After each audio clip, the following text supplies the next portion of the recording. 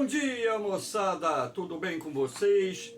Aqui quem vos fala é o professor Eugênio Bastos, canal Geogênio, a serviço dos alunos que gostam de estudar e passar em concursos. Moçada, vamos fortalecer o canal, dê aquele like, se inscreva no canal, compartilhe o vídeo e ajude o professor Eugênio Bastos a democratizar o ensino da geografia.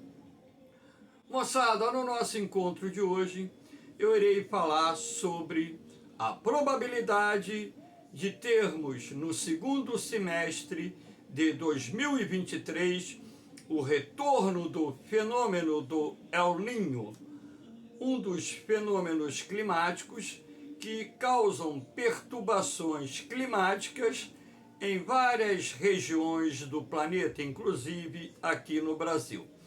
Espero que vocês gostem do nosso encontro. Havendo qualquer dúvida, deixe a sua pergunta na parte dos comentários, que eu terei o máximo prazer de respondê-la. Então vamos lá, moçada. No nosso encontro de hoje, temos essa notícia que foi vinculada nos últimos dias sobre o aumento da probabilidade de ocorrência do fenômeno do El Niño. Ah, professor, o que seria esse fenômeno do El Niño? O El Niño é um fenômeno que resulta do aquecimento anormal das águas do Oceano Pacífico, aqui na costa ocidental da América do Sul. Mas, professor, por que ocorre esse aquecimento anormal das águas do Oceano Pacífico no chamado Pacífico Oriental? Bom, na verdade, o que vai determinar a temperatura da água do mar ali nas imediações da linha do Equador, na região do Pacífico, não é só o aquecimento promovido pelos raios solares, lembrando que a região equatorial da Terra é aquela mais aquecida pelos raios solares, até mesmo porque os raios solares incidem perpendicularmente sobre a zona equatorial. Mas nós temos que levar em consideração uma dinâmica dos ventos que vão influir nos padrões da temperatura das águas do Oceano Pacífico. Claro que a alteração nos padrões dos ventos é determinada pela variação da pressão atmosférica. Então, na verdade, existem alguns fatores que agem em consonância, ou seja, que agem conjuntamente, que irão alterar os padrões da temperatura do Oceano Pacífico nas imediações da linha do Equador de tempos em tempos. Isso vai gerar o quê?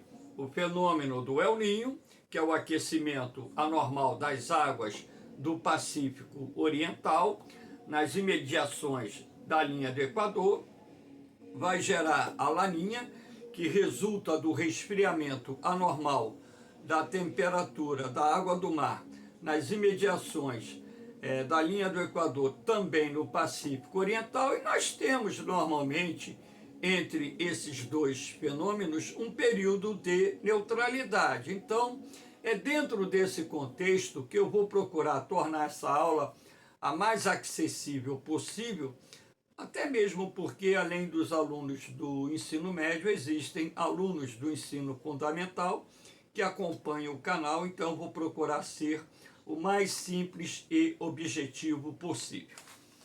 Então, essa imagem aqui do NOAA mostra, que está havendo uma elevação da temperatura da água do mar no Pacífico Oriental. Aqui nós temos uma outra imagem do NOAA, então aqui eu já coloquei a seta branca indicando que os ventos estão soprando aqui em direção à costa ocidental da América do Sul, e essa tonalidade avermelhada na verdade, é representada pelas águas mornas. Então, quanto mais escuro for o tom do vermelho, mais quente será a temperatura da água do mar. Então, na verdade, eu quero que vocês entendam o seguinte.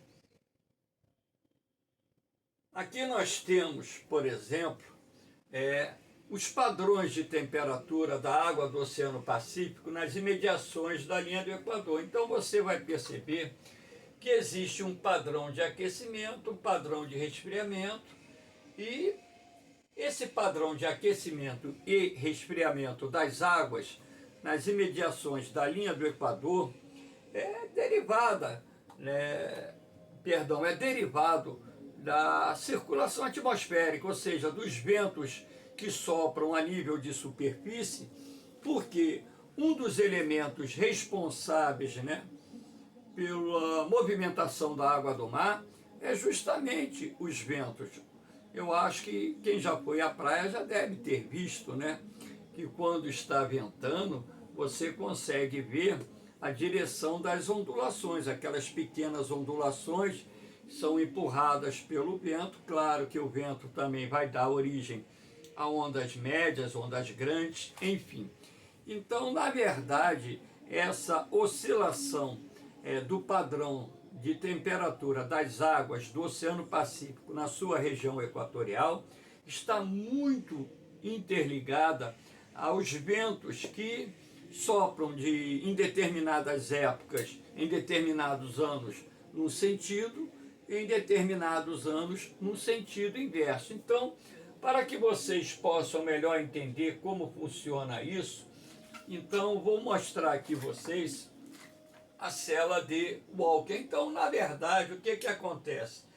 Em condições normais aqui, que nós temos o hemisfério sul, você vai ter aqui, a nível de superfície, os ventos soprando da América do Sul em direção à Austrália e o sul da Ásia. Então, esses ventos de superfície que sopram aqui nas imediações da zona equatorial, isso aqui é um desenho, então aqui mostra a circulação da célula de Walker, que é uma das células de circulação do ar atmosférico existente em nosso planeta. Então, quando os ventos dentro dos seus padrões de circulação normal sopram de leste para oeste, ou seja, da costa ocidental da América do Sul em direção à Austrália e o sul da Ásia, você terá aqui parte dessas águas mornas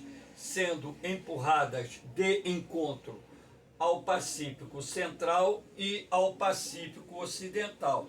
Então, é comum, inclusive, que as águas geladas da corrente de Humboldt, que vem lá das imediações da Antártida, cheguem aqui nas imediações da linha do Equador. Então, o litoral aqui do Chile, o litoral do Peru, é normalmente banhado por águas bem frias, bem geladas, porque esses ventos de superfície que sopram de leste para oeste vão deslocando essas águas mornas para o Pacífico Central e o Pacífico Ocidental. Só que, de tempos em tempos, acaba mudando esse padrão de circulação do ar atmosférico. Então, de tempos em tempos, você vai ter esse vento soprando do Pacífico Ocidental em direção ao Pacífico Oriental. Aí você vai me perguntar, mas professor, por que de tempo em tempo ocorre uma mudança nos padrões de circulação do vento? Ora, há de se entender o seguinte, que o vento, ele sempre sopra de um centro de maior pressão, que a gente chama área anticiclonal, para um centro de baixa pressão, que a gente chama de área ciclonal, sempre. Então, o vento sempre vai soprar da maior para a menor pressão. Então, em condições normais, o que acontece? A pressão atmosférica, como está maior lá no Atlântico e menor no Pacífico Ocidental, você tem um fluxo de ventos de leste para oeste.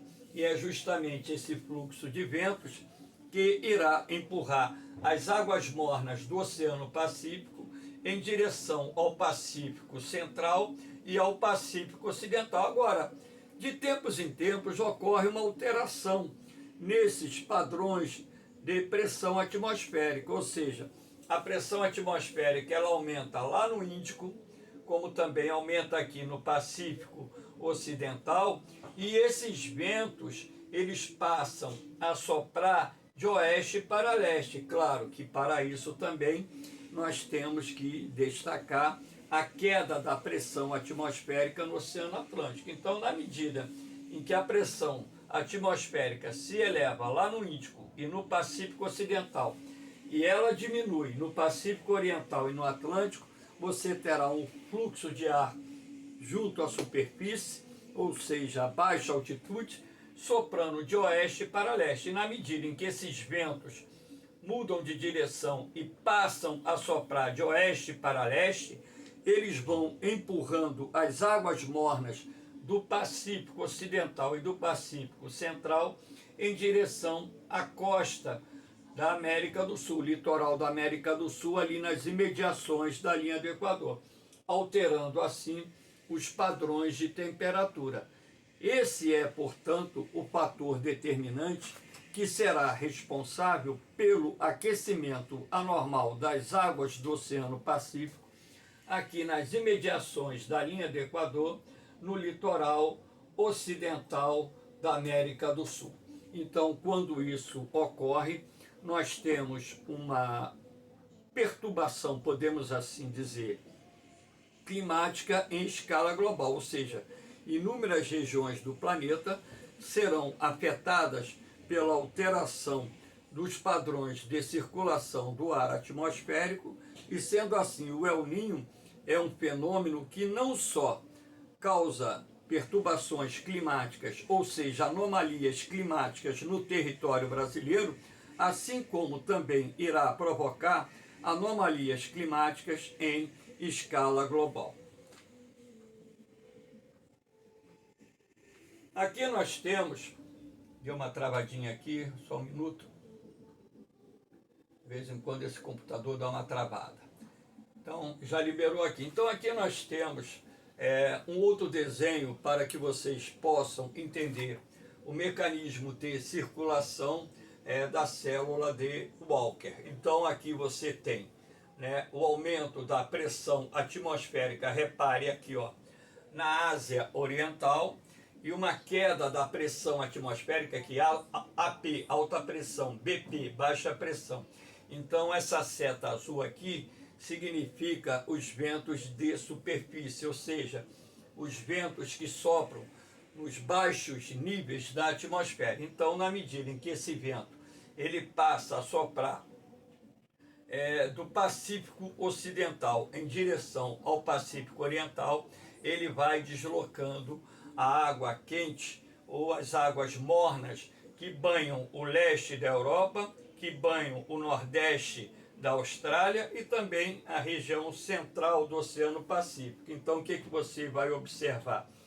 Aqui você vai ter a queda da pressão atmosférica, e na medida em que essa pressão atmosférica ela vai caindo e essas águas mornas vão se aproximando do litoral ocidental da América do Sul, nós teremos essa coluna de ar quente úmido em ascensão aqui nessa região, bem próxima ao litoral da América do Sul, ali nas imediações da linha do Equador. E essa coluna de ar quente úmido vai ser responsável pela formação de nuvens de tempestade que irão castigar os países como Equador, Colômbia, Peru e até mesmo o norte do Chile, onde nós temos ali o deserto do Atacama ou o deserto de Arica. Nós teremos, né, uma elevação substancial das chuvas. Às vezes, né, quando nós temos a manifestação do fenômeno do El Niño, essas chuvas chegam até mesmo a caírem em grandes volumes no sul do Peru, norte do Chile, sul da Bolívia, regiões que são desérticas, pertencem ao deserto de Atacama. Então, esse mecanismo de circulação atmosférica que está relacionado, intricado, né, com a célula de Walker, é um dos fatores que vai explicar, né, a formação do El Niño em função daquilo que os climatologistas, meteorologistas chamam de El Niño oscilação sul, que é uma alteração nos padrões de circulação da célula de Walker que vai causar perturbações climáticas em escala planetária. Aqui nós temos uma imagem, né, que eu captei num site da Ampere, né, que é interessante porque muita gente me pergunta por que quando o El Niño se manifesta ocorrem chuvas torrenciais no sul do Brasil. Então, aqui você tem nesse desenho azul e vermelho, né, uma composição da oscilação de uma frente fria estacionária, onde você tem essa parte vermelha representando uma frente quente, a parte azul representando uma frente fria. Por que isso? Porque quando nós temos o El Niño, as frentes frias procedentes do sul da América do Sul, elas acabam sendo bloqueadas por essa corrente essa corrente de ar, né, que nós temos aqui, que é jato de baixos níveis, dedicado para o sul. Repare que essas setas brancas, que na verdade acabam sendo chamadas por nós de rios voadores, né?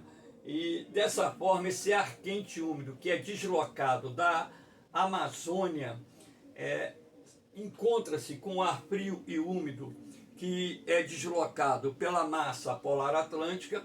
Isso acaba, por sua vez, né, gerando aqui uma tendência de bloqueio subtropical por causa da formação de um centro de alta pressão aqui nessa área. E esse bloqueio que se forma através da presença dessa área anticiclonal, ou seja, de um centro de alta pressão, fará com que essa frente fria ela fique parada sobre os estados do sul do Brasil, Rio Grande do Sul, Santa Catarina, Paraná, às vezes pegando o sul de São Paulo, sul do Mato Grosso do Sul, também áreas do Paraguai, norte da Argentina, causando chuvas torrenciais, porque nós temos, né, em função da queda da pressão atmosférica, a formação de nuvens de grande crescimento vertical, que são chamadas cúmulos nimbus, que vão se deslocar em direção aos estados do sul, causando um volume de chuva que vai, além de provocar inundações, transbordamento de rios, também causará prejuízos enormes ao setor agropecuário. Então, a grande preocupação para nós, brasileiros, em relação às consequências do El Niño, aliás, uma das grandes preocupações é justamente o aumento da incidência das chuvas no sul do Brasil, e esse aumento da incidência das chuvas gera transtorno, gera prejuízos de bilhões de reais para os estados e municípios do sul do Brasil, justamente por causa do bloqueio das frentes frias e também por causa desse corredor de ar quente e úmido procedente da Amazônia, que irá causar a formação de nuvens de grande crescimento vertical, as supercélulas que acompanham a formação, em determinados casos, das cúmulos nimbus, e essas supercélulas, que são sistemas convectivos poderosíssimos, acabam despejando uma grande quantidade de chuva sobre o sul do Brasil. Aqui nós temos a probabilidade de ocorrência do El Niño em 2023.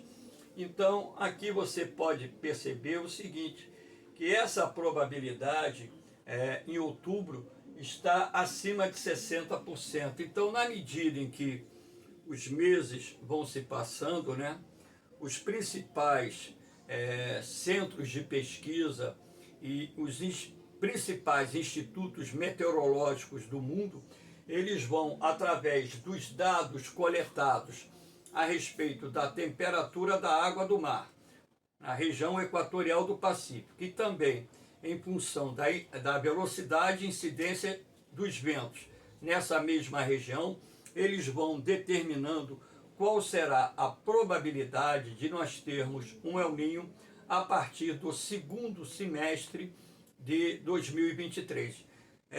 Acredito que essa probabilidade ela deva aumentar nos próximos meses, porque é assim que normalmente acontece toda vez que as previsões feitas pelos mais renomados institutos de pesquisa climática, institutos de meteorologia, nos fornecem. Então, esses dados que vão sendo atualizados semana a semana, mês a mês, vão permitindo que os mesmos sejam colocados num programa de um supercomputador, e é justamente esse supercomputador que, de acordo com os dados fornecidos, darão a probabilidade de ocorrência ou não do fenômeno. Eu, particularmente, pela experiência que eu tenho, eu acredito que essa probabilidade é real e que a chance de nós termos o El Niño no final desse ano e no primeiro semestre de 2024 é uma chance muito grande. Isso deve se confirmar nos próximos meses, na medida em que os dados vão permitindo acoplar a probabilidade de ocorrência do fenômeno ao longo desse ano. Aqui nós temos as consequências do El Niño, as principais consequências, do El Niño para o Brasil. Aqui no sertão nordestino está escrito aqui, seca severa. Então muita gente pergunta, mas professor, por que quando o El Niño se manifesta, você tem uma seca mais severa no sertão nordestino?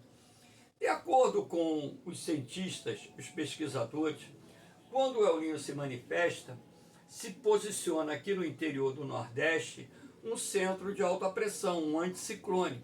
Lembrando que os anticiclones são áreas dispersoras de vento. Então cria-se aqui um bloqueio atmosférico que vai dificultar a penetração do ar úmido procedente do Oceano Atlântico. Então já é um sinal de alerta esse ano para os governos dos estados nordestinos, que têm parte dos seus territórios localizados no sertão, que os mesmos devem se preparar para que possa se minimizar os efeitos do El Niño para os municípios do interior do Nordeste. Então, como essa previsão hoje ela é feita com muita antecedência, é possível as autoridades criarem planos de contingência para poder enfrentar as consequências do fenômeno. O que acontece aqui na Amazônia? A redução das chuvas, principalmente aqui na Amazônia Oriental. Então, essa redução das chuvas também é fruto do enfraquecimento dos ventos que sopram do Atlântico para a Amazônia Oriental, em direção à Amazônia, que você tem o corredor formado pela planície amazônica, e esse corredor ele possibilita a passagem da umidade dos ventos úmidos que vêm do Atlântico. Agora, a partir do momento em que esses ventos se enfraquecem por ocasião do fenômeno do El Niño, o que acontece? Você vai ter uma menor incidência de chuvas. Não é uma seca, mas sim, vamos dizer assim, um volume de chuva menor. Agora, você passa a ter também períodos de dias sem chuva mais longos, e isso acaba criando amplas condições para a eclosão de incêndios florestais, até mesmo porque há uma queda da umidade do ar, e isso acaba favorecendo a propagação do fogo. E lembrando que muitos agricultores e pecuaristas também fazem queimada na Amazônia, e muitas vezes essas queimadas fogem do controle, se propagando por outras áreas e causando grandes impactos socioeconômicos ambientais. E aqui você tem no sul do Brasil, as chuvas torrenciais, aquilo que eu mostrei ainda há pouco, o bloqueio das frentes frias aqui na altura do sul do Brasil, o corredor de umidade dos rios voadores que se deslocam da Amazônia, né, que aqui vai se chamar corrente de jato de baixo nível, que vai em direção aqui da Amazônia, ou da Amazônia do sul do Brasil, perdão, esse ar quente e úmido que vem da Amazônia em direção ao sul do Brasil, ao encontrar-se com ar frio e úmido procedente do sul do continente, cria as condições atmosféricas ideais para a formação das nuvens de tempestade, razão pela qual você tem chuvas torrenciais localizadas aqui, principalmente nos estados do sul. Agora, em boa parte do território brasileiro, por exemplo, aqui na nossa região sudeste, eu moro no Rio de Janeiro. Então, o que você tem em época de El Niño? O padrão de chuva não se altera tanto, permanece mais ou menos estável. O que você tem é uma elevação da temperatura. O inverno, ele fica um pouco mais quente e o verão, ele fica muito mais quente em determinadas áreas, inclusive, né, aqui na cidade do Rio de Janeiro, quando o El Niño se manifesta, normalmente nós temos um verão mais abrasivo, mais quente. A nossa cidade aqui do Rio de Janeiro já possui naturalmente o verão quente. Agora, em época de El Niño, normalmente o verão é mais quente. Agora, em boa parte do território brasileiro, você tem aquilo que nós chamamos zona neutra, ou seja, pouca ou nenhuma influência do fenômeno do El Niño. Aqui nós temos esse mapa, cujo objetivo é mostrar a vocês algumas das consequências do El Niño em escala planetária, né? Então, como nós estamos falando aqui do El Niño mais especificamente para o Brasil, você repara aqui, ó, o seco, aqui na região da Amazônia, repara aqui esse vinho, né? É o seco mais, vamos dizer assim, a seca mais grave, né? O vermelho quente, repare aqui, ó, mais quente, exatamente onde está aqui o Rio de Janeiro, nossa região sudeste, parte da Bahia. Repare aqui, ó, o azul chuvoso e quente, chuvoso.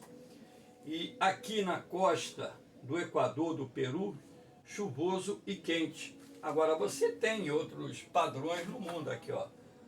No sul-sudeste da Austrália, quente.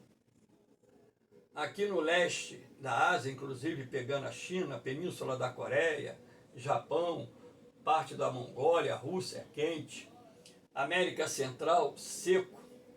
A parte aqui de Moçambique, chuvoso. O sudeste da África, pegando a África do Sul e um pedaço de Moçambique, quente, seco. Então você tem padrões em escala planetária, né? Que aqui não aparece tudo, não há citação da Europa, né?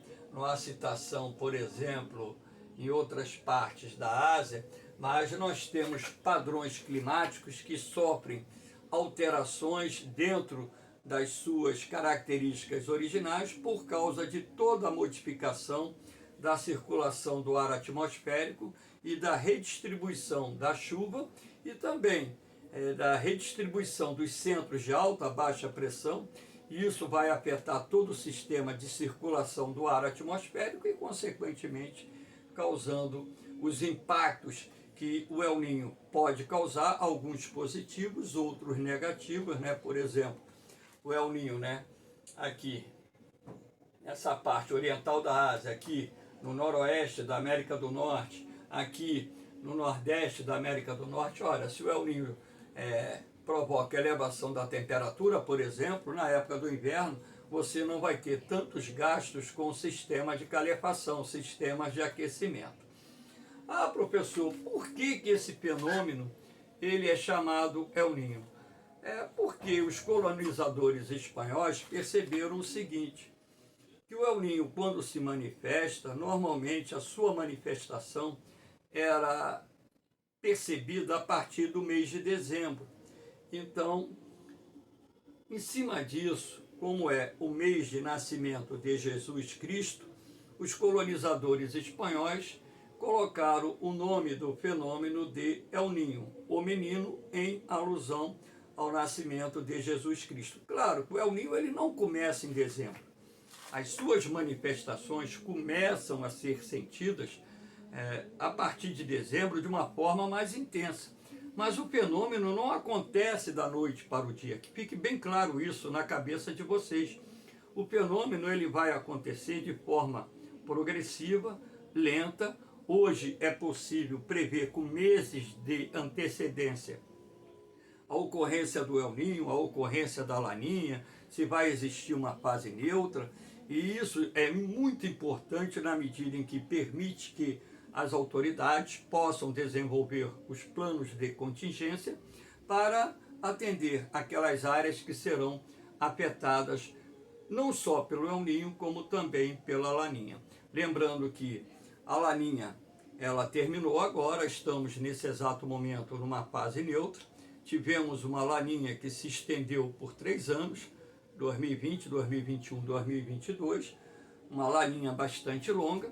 Nesse momento estamos numa fase neutra, com tendência para o surgimento do El Niño no segundo semestre de 2023. Hoje essa probabilidade está acima de 60% e acredito que maio, junho, essa probabilidade esteja bem maior do que atual. Como a atmosfera ela tem uma dinâmica um tanto quanto complexa, isso também não quer dizer que o fenômeno vai ocorrer. Pode ocorrer, acontecer, por exemplo, uma mudança nos padrões e o El Niño acabar não se manifestando. Mas, pela tendência que nós estamos vendo atualmente, a probabilidade de existir o El Niño esse ano é muito grande e esse tema tem grande chance de ser abordado em provas de concurso, não só da SpaceX, como vestibular, ao longo de 2023. O Colégio Naval acha a probabilidade pequena, porque como a prova é em maio, acredito eu que já deva até estar pronta. Caso não esteja pronta, aí você já tem também um esclarecimento maior sobre isso. Para encerrar o nosso encontro, lembrando a vocês que eu possuo grupos lá no Facebook, concurso SpaceX 2023, concurso Colégio Naval 2023, concurso ESA 2023, concurso vestibular 2023, onde vocês também podem ter acesso aos PDFs com as matérias. É só acessar a área de arquivo. Entra no grupo, acessa a área de arquivos, bons estudos, qualquer dúvida, o professor está aqui a serviço de vocês.